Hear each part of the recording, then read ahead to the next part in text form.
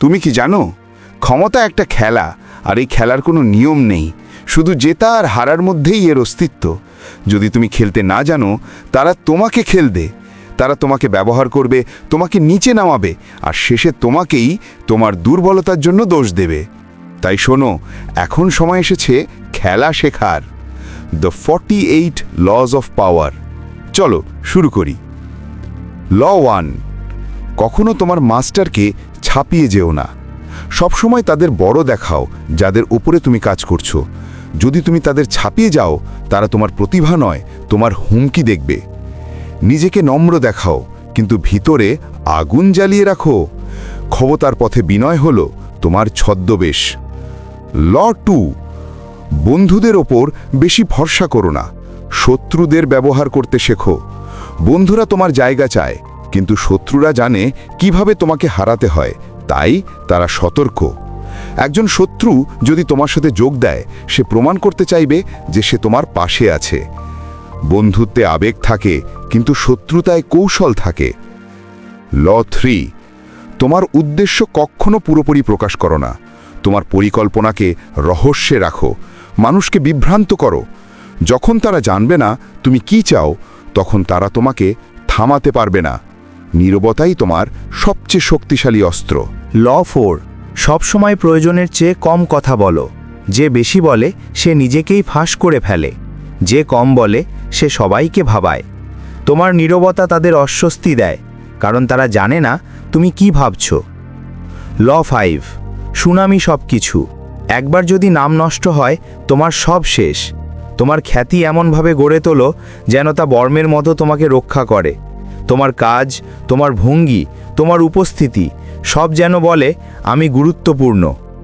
ল 7, যে কোনো মূল্যে মনোযোগ অর্জন করো। অদৃশ্য থাকা মানে মৃত থাকা। তুমি যদি দেখা না যাও, তুমি গণনা হবে না। নিজেকে এমনভাবে উপস্থাপন করো যেন সবাই তোমার নাম জানে, যেন আলো পড়লেই কেবল তোমার ছায়া দেখা যায়। ল 7, অন্যদের দিয়ে কাজ করাও, কিন্তু কৃতিত্ব নিজের করো।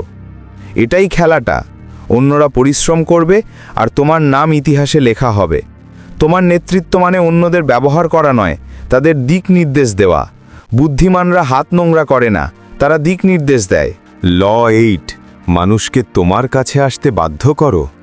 কখনো কাউকে তাড়া করো না। ক্ষমতাশালী মানুষ আকর্ষণ সৃষ্টি করে, তারা অনুরোধ করে না। তোমার উপস্থিতি এমন হওয়া উচিত যা মানুষকে টেনে আনে, কারণ যে প্রলুব্ধ করতে পারে সেই নিয়ন্ত্রণ করে। ল 9, কাজের মাধ্যমে জিতো, তর্কের মাধ্যমে নয়। তর্কে তুমি কাউকে হারাও না, তুমি শুধু তাকে বিরক্ত করো। কিন্তু কাজের মাধ্যমে তুমি তাকে নীরব করো। ফলাফল কথার চেয়ে বেশি জোরে বাজে। তোমার প্রমাণই হোক তোমার প্রতিক্রিয়া। ল 10, নেতিবাচক ও দুর্ভাগা মানুষদের এড়িয়ে চলো। দুঃখ সংক্রামক। যারা সবসময় অভিযোগ করে, তারা তোমার শক্তি শুষে নেবে। তোমার বৃত্তে শুধু সেই মানুষদের রাখো যারা আগুন জ্বালাতে জানে, নিভিয়ে দিতে নয়। ল 11, মানুষকে তোমার ওপর নির্ভর রাখো। যখন মানুষ তোমার ওপর নির্ভর করে, তারা কখনো তোমার বিরুদ্ধে যাবে না। তাদের একটু ক্ষমতা দাও, কিন্তু পুরোটা নয়। তুমি যত বেশি অপরিহার্য হবে, ততই অজেয় হবে। ল 12, সত্য আর উদারতা ব্যবহার করো তোমার অস্ত্র হিসেবে। একটু সত্যি, একটুখানি দয়া, এগুলো বিশ্বাসের দরজা খুলে দেয়। তারপর ভেতরে ঢুকে পড়ো, মানুষের হৃদয় জিতে নাও, তারপর খেলা চালাও। ল 13, সাহায্য চাইলে মানুষের স্বার্থে আবেদন করো, তাদের দয়ার নয়। মানুষ স্বার্থপর। তাদের বলো তোমার লাভ হবে, তাহলে তারা তোমার জন্য পাহাড়ও সরিয়ে দেবে। কিন্তু যদি তুমি তাদের আবেগে আবেদন করো, তারা মুখ ফিরিয়ে নেবে। ল 14, বন্ধুর মতো আচরণ করো, কিন্তু গুপ্তচরের মতো জানো। প্রতিটি আলাপে শেখো কিছু। মানুষ কথা বললে তারা নিজেদের গোপন প্রকাশ করে।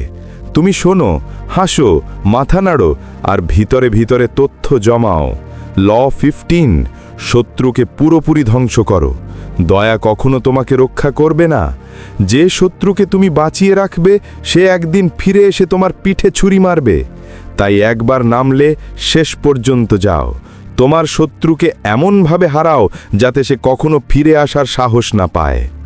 ল 16, অনুপস্থিতি ব্যবহার করো সম্মান আর মর্যাদা বাড়াতে।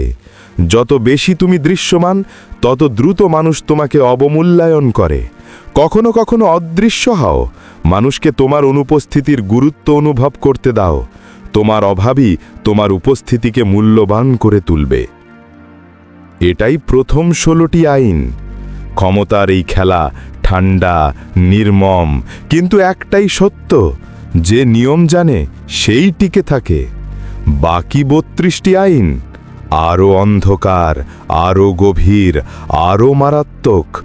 তুমি কি প্রস্তুত পার্ট 2 এর জন্যে?